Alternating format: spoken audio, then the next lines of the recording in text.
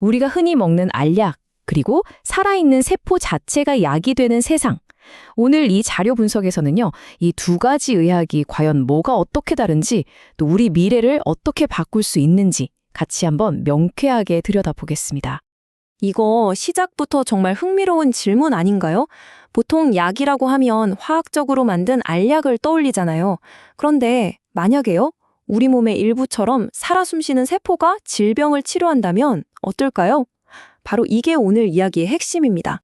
좋습니다. 그럼 우선 우리한테 아주 익숙한 세상부터 한번 들여다보죠. 바로 합성의약품. 그러니까 우리가 평생 감기약부터 항생제까지 늘 접해온 바로 그 약들 말입니다. 합성의약품이 뭐냐면 아주 간단해요. 딱 하나의 아주 명확한 화학 성분으로 만든 약이라고 보시면 됩니다. 아스피린 한번 떠올려 보세요. 아세틸살리실산이라는 단 하나의 성분이 정해진 역할을 딱 하잖아요. 바로 이런 예측 가능성이 합성의약품의 가장 큰 특징이고요. 또 고혈압이나 당뇨병 같은 만성질환을 안정적으로 관리할 수 있게 해주는 힘인 거죠. 자, 특징들을 좀 볼까요? 우선 딱 하나의 성분으로 만들어졌잖아요. 그러니까 누가 먹든 마치 관역에 화살이 명중하듯이 아주 명확한 효과를 내는 거죠. 덕분에 공장에서 대량 생산이 가능하고 방패처럼 아주 안정적인 품질 관리 시스템 안에서 만들어집니다. 바로 이게 우리가 약을 믿고 먹을 수 있는 이유고요. 자, 이제부터는요, 완전히 다른 세상으로 한번 넘어가 볼 겁니다. 기존의 약이라는 개념에 정면으로 도전하는 새로운 흐름, 바로 살아있는 의학, 첨단 재생 의료입니다. 이 첨단 재생 의료라는 건 약의 재료부터가 아예 달라요. 화학물질이 아니고요. 살아있는 세포나 유전자, 조직 같은 걸 쓰는 거죠. 단순히 증상을 좀 가라앉히는 게 아니라 파킨슨병이나 척수 손상처럼 지금까지는 불치병으로 여겨졌던 질병의 근본적인 치료를 목표로 합니다. 손상된 우리 몸 자체를 말 그대로 재생시키는 거예요. 합성의약품하고 비교해보면 진짜 다르다는 게 느껴지시죠? 살아있는 세포를 쓰다 보니까 우리 몸에 딱 들어간 다음에 이게 어떻게 변할지 또 어떤 복합적인 효과를 낼지 100% 예측하는 게 정말 어려워요. 그렇기 때문에 일반 약과는 완전히 다른 훨씬 더 엄격하고 새로운 관리 및 허가 제도가 필요한 겁니다. 자, 그럼 이제 이 두 의학을 한번 제대로 비교해 볼게요. 뭐가 어떻게 다른지 한번 나란히 놓고 따져보자는 거죠. 기반이 되는 물질부터 치료 효과, 그리고 안전성을 증명하는 방식까지 얼마나 다른지 한눈에 보이실 겁니다. 가장 근본적인 차이요? 바로 이거예요.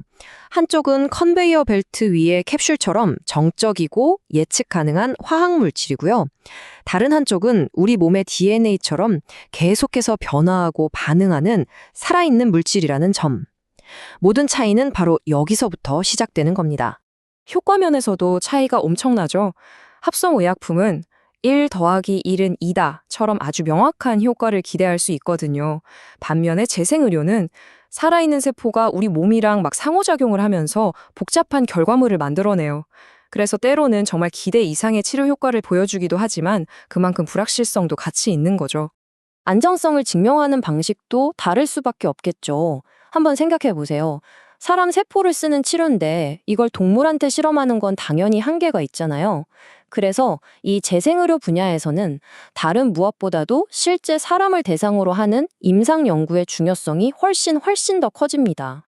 와, 이렇게 잠재력이 엄청난데 당연히 현실적인 문제들도 있겠죠. 특히 우리가 가장 민감하게 느낄 수 있는 부분, 바로 돈, 즉 비용 문제랑 이게 얼마나 복잡한지에 대해서도 한번 이야기해 볼게요. 이야, 비용 차이가 그냥 한눈에 딱 들어오네요. 그쵸? 공장에서 그냥 대량으로 찍어낼 수 있는 합성의약품이랑은 다르게 재생의료는 거의 환자 한 명 한 명을 위한 맞춤 생산에 가깝거든요. 그러니까 가격이 높을 수밖에 없는 거예요. 맞아요. 바로 이겁니다. 살아있는 세포라는 게 공장에서 찍어내는 물건처럼 딱딱 규격화하는 게 정말 어렵거든요.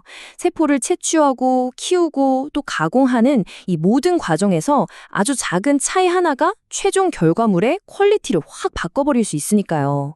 이 모든 걸 관리하는데 엄청난 비용이 드는 거죠. 와, 이 과정 한번 보세요.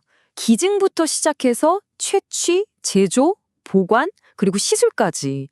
이 모든 단계가 진짜 하나의 거대한 시스템 안에서 엄청나게 정교하게 돌아가야 하는 거예요.